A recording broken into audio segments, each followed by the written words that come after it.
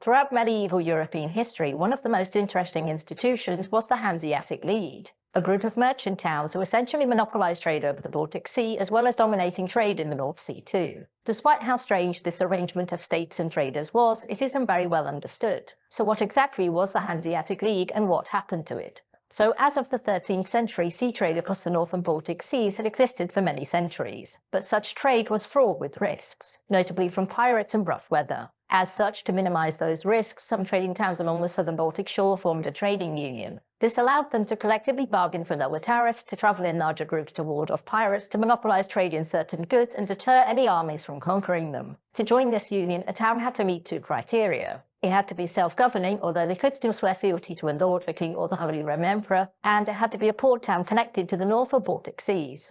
And together they would send representatives to a Grand Council. Here they would discuss trade policies such as who to embargo and who to demand more concessions from.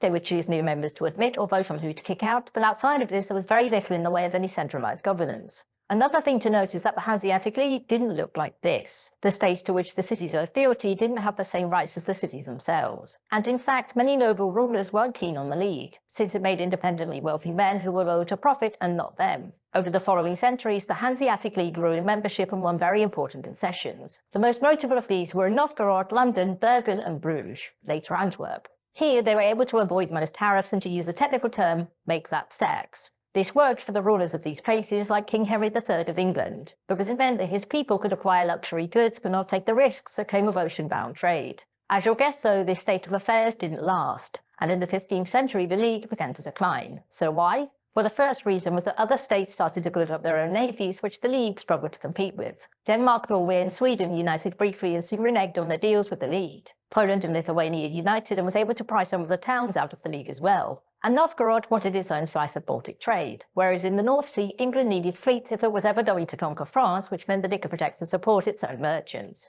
And these things combined at the same time saw the merchants of the League lose a lot of money. Also, the collective benefits of no tariff soon became the collective responsibility of fighting wars. And the last issue was that the nature of trade changed, because regional trade soon lost out to global trade. And with that, the source of wealth changed, and much like their Italian equivalents to the south, they lost their position. Which is why, in the early 17th century, the League was dissolved.